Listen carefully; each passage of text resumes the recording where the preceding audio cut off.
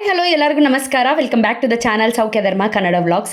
ಇದು ಲಾಸ್ಟ್ ವಿಡಿಯೋದ ಅಂದರೆ ನಿನ್ನೆ ಅಪ್ಲೋಡ್ ಮಾಡಿದ ವಿಡಿಯೋದ ಕಂಟಿನ್ಯೂಷನ್ ವ್ಲಾಗ್ ಆಗಿರುತ್ತೆ. ಸೊ ಶನಿವಾರ ಬೆಳಗ್ಗೆಯಿಂದ ಸಂಜೆವರೆಗೂ ಅಂದರೆ ಲಗ್ನ ಕಟ್ಸೋ ತನಕ ಏನೆಲ್ಲ ಆಯಿತು ಅನ್ನೋದನ್ನ ನಾನು ನಿಮ್ಮ ಜೊತೆ ಶೇರ್ ಮಾಡಿದ್ದೀನಿ. ಸೊ ಇವಾಗ ಬಂದ್ಬಿಟ್ಟು ರಿಸೆಪ್ಷನ್ ವ್ಲಾಗ್ನ ಅಪ್ಲೋಡ್ ಮಾಡ್ತಾ ಇದ್ದೀನಿ.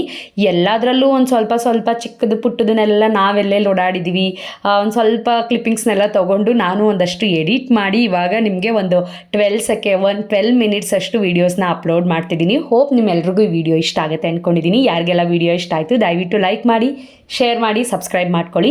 ಆ್ಯಂಡ್ ಯಾರಿಗೆಲ್ಲ ಈ ವಿಡಿಯೋ ಫಸ್ಟ್ ಟೈಮ್ ನೋಡ್ತಿದ್ದೀರಾ, ಇದು ನನ್ನ ತಂಗಿ ಮದುವೆ ಆಗಿರುತ್ತೆ. ಸೊ ಇದು ರಿಸೆಪ್ಷನ್ ವ್ಲಾಗ್ ಆಗಿರುತ್ತೆ. ಸೊ ನಾನು ಚಪ್ರ ಹಾಕಿದಾಗಿಂದನೂ ಪ್ರತಿಯೊಂದನ್ನು ವಿಡಿಯೋ ಮಾಡಿ ನನ್ನ ಯೂಟ್ಯೂಬ್ ಚಾನಲಲ್ಲಿ ಅಪ್ಲೋಡ್ ಮಾಡಿದ್ದೀನಿ. ನಿಮ್ಗೇನಾದರೂ ಇಂಟ್ರೆಸ್ಟ್ ಇದ್ದು ಫ್ರೀ ಇದ್ದರೆ ನೀವು ಕೂಡ ಒಂದ್ಸತಿ ನನ್ನ ಚಾನಲ್ನಲ್ಲಿ ನೀವು ಚೆಕ್ಔಟ್ ಮಾಡ್ಬೋದು. ಹಾಗೆ ನನ್ನ ಚಾನಲ್ ಇಷ್ಟ ಆಯಿತು ಅಂದರೆ ಸಬ್ಸ್ಕ್ರೈಬ್ ಕೂಡ ಮಾಡ್ಕೋಬೋದು. ಆ್ಯಂಡ್ ಇಲ್ಲಿ ಇವಾಗ ಸಂಜೆ ಒಂದು 7:30-8 ಗಂಟೆ ಅಷ್ಟೊತ್ತಿಗೆ ರಿಸೆಪ್ಷನ್ ಕೂಡ ಸ್ಟಾರ್ಟ್ ಆಯಿತು. ಆ್ಯಂಡ್ ಜ್ಯೇಷ್ಠ ಮತ್ತು ದೀಪಕ್ ಅವರು ತುಂಬ ಮುದ್ದಾಗಿ ಕಾಣಿಸ್ತಾ ಇದ್ರು. ಇಬ್ಬರೂ ಹೇಗೆ ಕಾಣಿಸ್ತಾ ಇದ್ದಾರೆ ಇಬ್ಬರು ಅಂತ ಹೇಳಿ ನನಗೆ ಕಮೆಂಟ್ ಮಾಡಿ.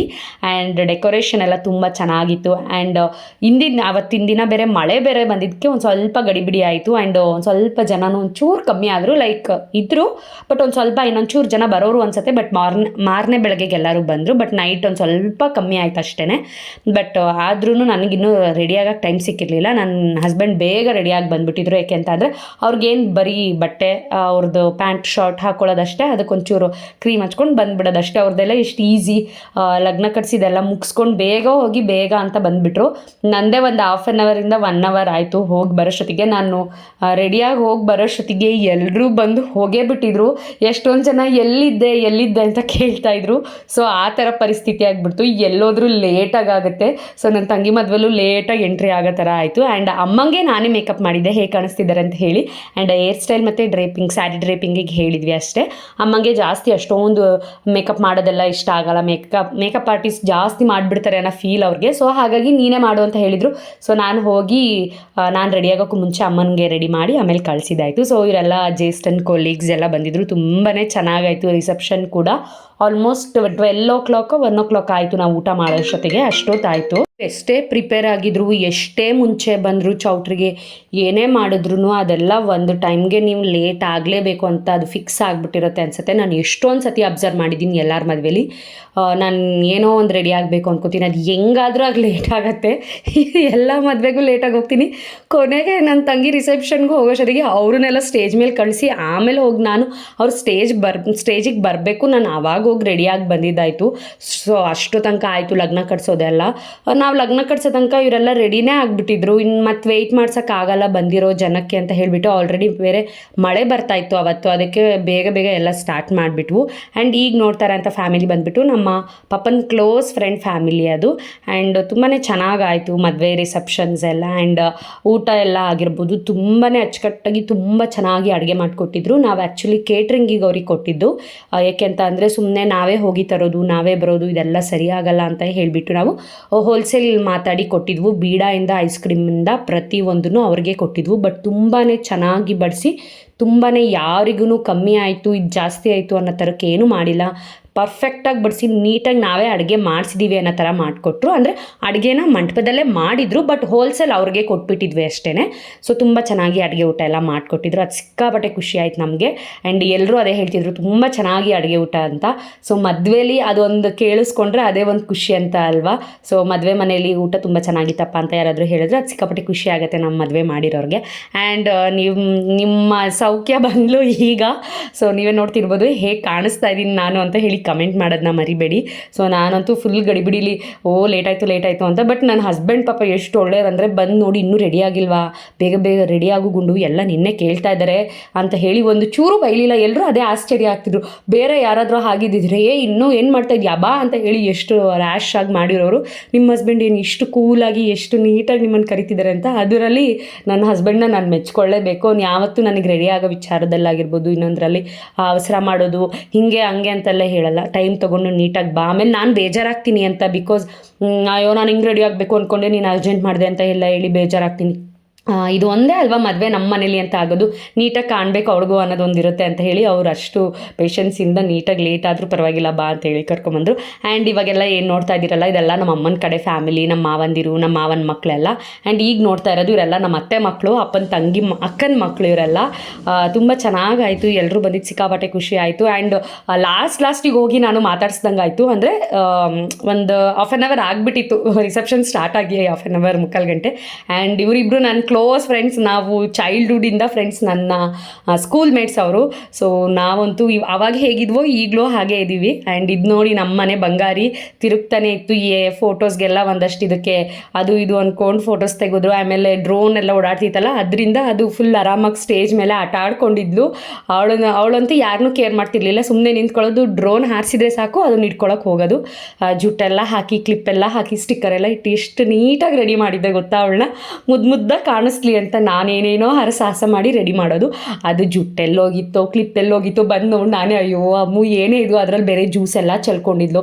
ನಾನು ಹೇಳೋಗಿದ್ದೀನಿ ಜ್ಯೂಸ್ ಗೀಸ್ ಎಲ್ಲ ಕುಡಿಸ್ಬೇಡಿ ಅಂತ, ಆದರೂ ಅವಳು ಅಳ್ತಿದ್ಲು ಅದು ಮಾಡ್ತಿದ್ಲು ಅಂತ ಹೇಳಿ ಅದೊಂದು ನೆಪ ಕೊಟ್ಟು ಜ್ಯೂಸ್ ಎಲ್ಲ ಕುಡಿಸಿ ಡ್ರೆಸ್ ಮೇಲೆಲ್ಲ ಚೆಲ್ಲಿಟ್ಟಿದ್ರು. ಮಕ್ಳಿಗೆ ಹೆಂಗೆ ರೆಡಿ ಮಾಡ್ತೀರಾ ಅಂದ್ರೂ ಹಾಗೆ ಮಕ್ಕಳು.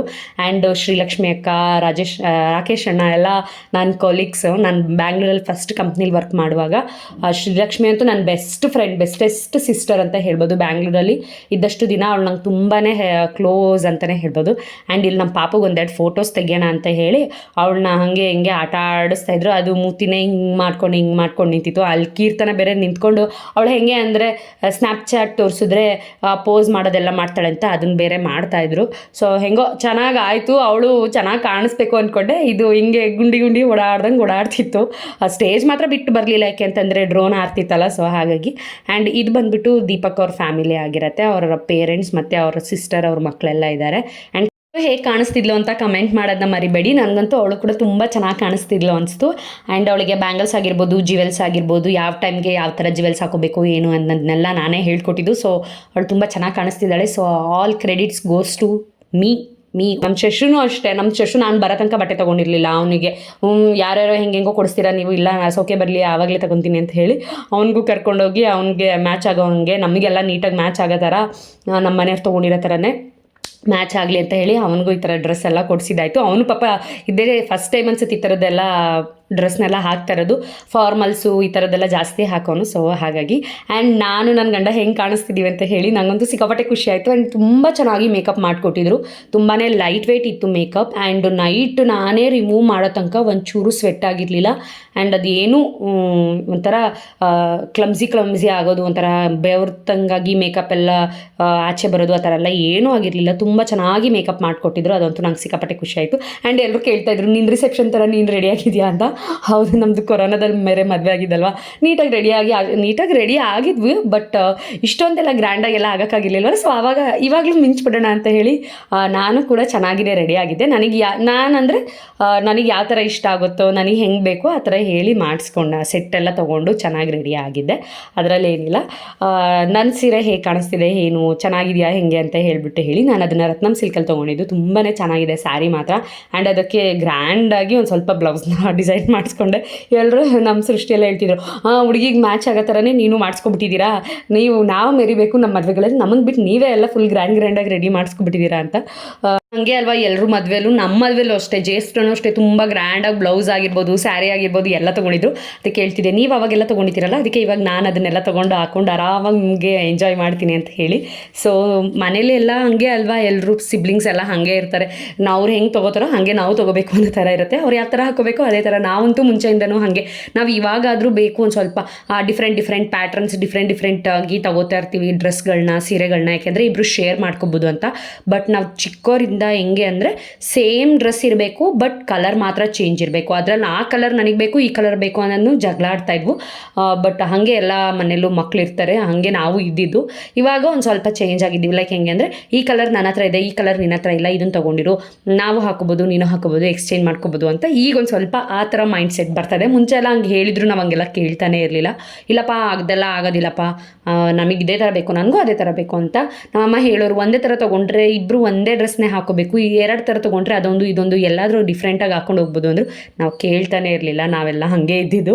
ಆ್ಯಂಡ್ ನಮ್ಮ ರಜತು, ನಮ್ಮ ಆಂಟಿ ಎಲ್ಲ ಆ್ಯಂಡ್ ನಾನು ಕೂಡ ಫೋಟೋಸ್ ಎಲ್ಲ ತೆಗೆಸ್ಕೊಂಡೆ. ನಂಗೆ ಸಿಕ್ಕಾಪಟ್ಟೆ ಖುಷಿ ಆಗ್ತೈತೆ, ಯಾಕೆಂದರೆ ನಾನು ತುಂಬ ಚೆನ್ನಾಗಿ ಕಾಣಿಸ್ತಾ ಇದೆ ಅನ್ನೋದೊಂದು ಬೇರೆ ಖುಷಿ ಆಗ್ತಾಯಿತ್ತಾ. ಮೇಕಪ್ ಎಲ್ಲ ಆದಮೇಲೆ ನಾನು ಸ್ವಲ್ಪ ಹೆವಿ ಆಗಿಬಿಡುತ್ತೇನೋ ಹೆಂಗೋ ಅಂತ ಯೋಚನೆ ಮಾಡ್ತಾಯಿದ್ದೆ. ಬಟ್ ಮೇಕಪ್ ಎಲ್ಲ ತುಂಬ ಚೆನ್ನಾಗಿ ನ್ಯಾಚುರಲ್ ಆಗಿ ಚೆನ್ನಾಗಿ ಮಾಡಿಕೊಟ್ಟಿದ್ರು. ಸೊ ನಂಗಂತೂ ಸಿಕ್ಕಾಪಟ್ಟೆ ಖುಷಿ ಆಯಿತು. ಹಾಗಾಗಿ ಆರಾಮಾಗಿ ಓಡಾಡಿಕೊಂಡು ಎಲ್ಲರೂ ಹೋಗಿ ಮಾತಾಡ್ಸ್ಲಿದ್ದವ್ರದ್ದೆಲ್ಲ ಊಟಕ್ಕೆ ಹೋಗ್ಬಿಟ್ಟಿದ್ರು. ಊಟದ ಒಳಗೆ ಎಲ್ಲ ಹೋಗಿ ಮಾತಾಡಿಸ್ಕೊಂಡು ಬಂದಿದ್ದಾಯಿತು. ಆ್ಯಂಡ್ ಇದನ್ನೆಲ್ಲ ಏನು ನೋಡ್ತಾ ಇದ್ರಲ್ಲ, ಸೊ ಇವರೆಲ್ಲ ನಮ್ಮ ಅಪ್ಪನ ಕಡೆ ಫ್ಯಾಮಿಲಿ ಆಗಿರುತ್ತೆ. ಸೊ ಎಲ್ಲರೂ ಫ್ಯಾಮಿಲಿ ಫೋಟೋಸ್ ಎಲ್ಲ ತೆಗೆಸ್ಕೊತಾ ಇದ್ವಿ. ನಮ್ಮ ಮನೆ ಗುಂಡಿ ಮಾತ್ರ ಒಂದು ಕಡೆ ನಿಲ್ತಾ ಇರಲಿಲ್ಲ. ನಮ್ಮ ಚಂದ್ರಿಕಕ್ಕನ ಪಾಕ್ಪುನೇ ಪರವಾಗಿಲ್ಲ, ಸುಮ್ಮನೆ ಕೂತಿದ್ಲು. ಇವಳು ಎತ್ಕೊಂಡ್ರೂ ನಿಲ್ತಾ ಇಲ್ಲ. ಕೆಳಗೆ ಬಿಡು ಡ್ರೋನ್ ಹಿಂದೆ ಓಡಾಡಬೇಕು ಇವಳು ಅಷ್ಟೇ. ಅದು ಒಂದೇ ಇವಳಿಗೆ ಡ್ರೋನು. ಎಲ್ಲರೂ ಅಂತ ಇದ್ರು, ಡ್ರೋನ್ ಇಲ್ಲ ಅಂದಿದ್ದಿದ್ರೆ ನಿನ್ನ ಮಗಳನ್ನ ಹಿಡಿಯೋಕ್ಕಾಗ್ತಿರ್ಲಿಲ್ಲ ಅಂತ. ಅದೊಂದು ಇದ್ದಿದ್ದಕ್ಕೆ ಅದು ನನ್ನೂ ಕೇಳ್ತಿಲ್ಲ, ಆರಾಮಾಗಿ ನಿಂತ್ಕೊಂಡು ಅವಳೇ ಸ್ಟೇಜ್ ಮೇಲೆ ಆಟ ಆಡ್ತಾ ಇದ್ಲು. ಆ್ಯಂಡ್ ಎಲ್ಲ ಫ್ಯಾಮಿಲಿ ಫೋಟೋಸ್ ಎಲ್ಲ ಆದಮೇಲೆ ನಾನು, ಸೃಷ್ಟಿ, ಶಶು ಎಲ್ಲ ಒಂದು ಸ್ವಲ್ಪ ಫೋಟೋಸ್ನ ತೆಗೆಸ್ಕೊತಾ ಇದ್ವು. ಹುಡುಗನ ಕೂರಿಸಿ ನಾನು, ಕೀರು ಎಲ್ಲ ಈ ಥರನೇ ತೆಗೆಸ್ಕೋಬೇಕು ಹೀಗೆ ಹಂಗೆ ಅಂತ. ಆದ್ರೂ ಒಂದು ಸ್ವಲ್ಪ ಮಿಸ್ ಆಗಿಬಿಡ್ತೀವಿ. ಯಾಕೆ ಅಂತ ಅಂದರೆ ನಿಮಗೆ ಗೊತ್ತಿರುತ್ತೆ, ಹರಿಬರಿ ಇರುತ್ತೆ. ಆ್ಯಂಡ್ ಅವ್ರನ್ನ ಮಾತಾಡಿಸ್ಲಿಲ್ಲ ಅನ್ನೋದಿರುತ್ತೆ, ಲೇಟ್ ಆಗ್ತಾ ಇರುತ್ತೆ ಅನ್ನೋದಿರುತ್ತೆ. ಜಾಸ್ತಿ ಫೋಟೋಸ್ ಎಲ್ಲ ಕ್ಲಿಕ್ ಮಾಡೋಕ್ಕಾಗಲಿಲ್ಲ ಅಂತ ಅನಿಸ್ತಾ ಇರುತ್ತೆ. ನಾವೆಷ್ಟು ಚೆನ್ನಾಗಿ ನಾವು ಹೇಳಿರ್ತೀವಿ, ಇಲ್ಲ ನಮಗೆ ಈ ಥರ ಫೋಟೋಸ್ ತೆಗಿಬೇಕು, ಲಾಸ್ಟ್ ಟೈಮ್ ಹಿಂಗೆ ತೆಗ್ದಿಲ್ಲ ಹಂಗೆ ತಂಗಿಲ್ಲ ಅಂತ ಕಂಪ್ಲೇಂಟ್ 100 ಮಾಡ್ತೀವಿ. ಬಟ್ ಫೋಟೋ ತೆಗೆಸ್ಕೊಳಕ್ಕೆ ನಾವೇ ಹೋಗೋದಿಲ್ಲ, ಯಾಕೆಂದರೆ ಅಷ್ಟು ಬ್ಯುಸಿ ಆಗಿರ್ತೀವಿ ಅಂತ ಅನಿಸುತ್ತೆ. ನನಗೂ ಹಾಗೆ ಅನಿಸ್ತು, ಜಾಸ್ತಿ ಫೋಟೋಸ್ ತೆಗೆಸ್ಕೋಬೇಕು, ಹಂಗೆ ನಿಂತ್ಕೊಂಡು ತೆಗೆಸ್ಕೋಬೇಕು, ಹಿಂಗೆ ಒಂದೊಂದು ನೆಟ್ಟೋಗಿ ತೆಗೆಸ್ಕೊಳಕ್ಕಾಗ್ತಿರ್ಲಿಲ್ಲ. ಎಲ್ಲೋ ಒಂದು ಸ್ವಲ್ಪ ತೆಗೆಸ್ಕೊಂಡಿದ್ದೀವಿ, ಬಟ್ ಜಾಸ್ತಿ ನಾವು ಎಕ್ಸ್ಪೆಕ್ಟ್ ಮಾಡಿರೋ ಥರ ಎಲ್ಲ ತೆಗೆಸ್ಕೊಳಕ್ಕಾಗಲಿಲ್ಲ. ಆ್ಯಂಡ್ ನಮ್ಮ ಚಿಕ್ಕಪ್ಪ ಅವ್ರ ಜೊತೆ ಎಲ್ಲ ಒಂದು ಫೋಟೋಸ್ ಆಯಿತು, ಫ್ಯಾಮಿಲಿ ಫೋಟೋ. ಆ್ಯಂಡ್ ಈಗ ಏನು ನೋಡ್ತಾ ಇದ್ದೀರಲ್ಲ, ಇದು ಫ್ಯಾಮಿಲಿ ಬಂದುಬಿಟ್ಟು ನಮ್ಮ ಅಮ್ಮನ ಕಡೆ ಫ್ಯಾಮಿಲಿ. ಸೊ ನಮ್ಮ ಅಮ್ಮನ ಕಡೆ ಫ್ಯಾಮಿಲಿಯವರೆಲ್ಲ ಅರ್ಧಂಬರ್ಧ ಹೋಗೇ ಬಿಟ್ಟಿದ್ರು ಆಲ್ರೆಡಿ. ಬಟ್ ಇರೋರು ಅಷ್ಟು ಜನನೂ ಒಂದು ಸ್ವಲ್ಪ ಫೋಟೋಸ್ ತೆಗೆಸ್ಕೊಳ್ಳೋಣ ಅಂತ ಹೇಳಿ ಎಲ್ಲ ಒಂದು ಫ್ಯಾಮಿಲಿ ಫೋಟೋಸ್ ಕೂಡ ಕ್ಲಿಕ್ ಮಾಡ್ಕೊಂಡ್ವಿ. ತುಂಬಾ ಚೆನ್ನಾಗಿತ್ತು, ತುಂಬ ಮೆಮೊರೇಬಲ್ ಮದುವೆ. ಆ್ಯಕ್ಚುಲಿ ನಮ್ಮ ಮದುವೆಗೆ ಎಲ್ಲರೂ ಬರಬೇಕು, ತುಂಬ ವರ್ಷ ಆದಮೇಲೆ ಎಲ್ಲರೂ ಮದುವೆ ಆದಮೇಲೆ ಸೌಖ್ಯನ ಮದುವೆ ಆಗ್ತಾ ಇರೋದು ಹಿಂಗೆ ಅಂತ ಎಲ್ಲ ಪ್ಲ್ಯಾನ್ ಮಾಡ್ಕೊಂಡಿದ್ರು. ಬಟ್ ಅದೆಲ್ಲ ಕೊರೋನಾ ಬಂದು ಫ್ಲಾಪ್ ಆಗೋಗಿತ್ತು. ಈಗ ಅದೆಲ್ಲ ಫುಲ್ ಚೆನ್ನಾಗಾಯಿತು ಅಂತ ನಮಗೂ ಒಂದು ಖುಷಿ ಆಗ್ತದೆ. ಯಾಕೆಂದರೆ ನಾವು ಎಲ್ಲರ ಮದುವೆಗೂ ಎಲ್ಲರೂ ಮದುವೆಗೂ ಹೋಗಿ ಒಂಥರ ಖುಷಿಯಾಗಿ ಬರ್ತಿದ್ವಿ. ನಮ್ಮ ಮನೆ ಮದುವೆಗಳಿಗೂ ಎಲ್ಲರೂ ಬರಲಿ ಅನ್ನೋ ಥರ ಫೀಲ್ ಅನಿಸ್ತಿತ್ತು. ಬಟ್ ನಮ್ದು ಹಂಗಾದಾಗ ಬೇಜಾರಾಗಿತ್ತು. ಬಟ್ ಈ ಸತಿ ಫುಲ್ ಖುಷಿ ಆಯಿತು. ಆ್ಯಂಡ್ ನಮ್ಮ ಸೃಷ್ಟಿ ಫ್ರೆಂಡ್ಸ್ ಎಲ್ಲ ಬಂದಿದ್ದರು, ಅವ್ರ ಜೊತೆನೂ ಲಾಸ್ಟಿಗೆ ಎಲ್ಲ ಫುಲ್ ಸುಸ್ತಾಗ್ಬಿಟ್ಟಿದ್ರು. ಸೃಷ್ಟಿ ಮಾತ್ರ ಮುಖನ್ನೇ ನೋಡ್ತಾ ಇರ್ಬೋದು ನೀವು. ಆ್ಯಂಡ್ ಲಾಸ್ಟಿಗೆ ಈಗ ಹೋಗಿ ಫೈನಲಿ ಊಟ ನಾನು ಹೇಳ್ದಂಗೆ ಊಟ ಮಾತ್ರ ತುಂಬಾ ಚೆನ್ನಾಗಿತ್ತು. ಲಿಟ್ರಲಿ ನಂಗೆ ಪರ್ಸ್ನಲಿ ತುಂಬ ಇಷ್ಟ ಆಯಿತು. ಸೊ ಹೋಪ್ ಎಲ್ರಿಗೂ ಈ ವಿಡಿಯೋ ಇಷ್ಟ ಆಗಿರುತ್ತೆ ಅಂದ್ಕೊಂಡಿದ್ದೀನಿ. ಯಾರಿಗೆಲ್ಲ ವಿಡಿಯೋ ಇಷ್ಟ ಆಯಿತು ದಯವಿಟ್ಟು ಲೈಕ್ ಮಾಡಿ, ಶೇರ್ ಮಾಡಿ, ಸಬ್ಸ್ಕ್ರೈಬ್ ಮಾಡ್ಕೊಳ್ಳಿ. ನಾವೆಲ್ಲ ಹೇಗೆ ಕಾಣಿಸ್ತಿದ್ವಿ ಅಂತ ಕಮೆಂಟ್ ಮಾಡೋದನ್ನ ಮರಿಬೇಡಿ. ಆ್ಯಂಡ್ ಹೋಪ್ ಎಲ್ರಿಗೂ ವಿಡಿಯೋ ಇಷ್ಟ ಆಗಿರುತ್ತೆ ಅಂದ್ಕೊಂಡಿದ್ದೀನಿ. ಯಾಕೆಂತ ಅಂದರೆ ನನಗೂ ರಿಸೆಪ್ಷನ್ ವ್ಲಾಗಲ್ಲಿ ಏನೆಲ್ಲ ಆ್ಯಡ್ ಮಾಡಬೇಕು ಅನ್ನೋದು ಗೊತ್ತಿರಲಿಲ್ಲ. ಮೇನ್ ಥಿಂಗ್ ಫ್ಯಾಮಿಲೀಸ್ನೆಲ್ಲನೂ ಇಲ್ಲಿ ಆ್ಯಡ್ ಮಾಡೋದಕ್ಕೆ ನಾನು ಕೂಡ ಟ್ರೈ ಮಾಡಿದ್ದೀನಿ, ಬಿಕಾಸ್ ತುಂಬ ಲೆಂತಿ ವಿಡಿಯೋ ಇರೋದ್ರಿಂದ. ಹೋಪ್ ನಿಮಗೂ ಕೂಡ ಈ ವಿಡಿಯೋ ಇಷ್ಟ ಆಗಿರುತ್ತೆ ಅಂದ್ಕೊಂಡಿದ್ದೀನಿ. ಆದಷ್ಟು ಬೇಗ ದಾರಿ ವ್ಲಾಗ್ನು ಕೂಡ ಅಪ್ಲೋಡ್ ಮಾಡ್ತೀನಿ. Thank you.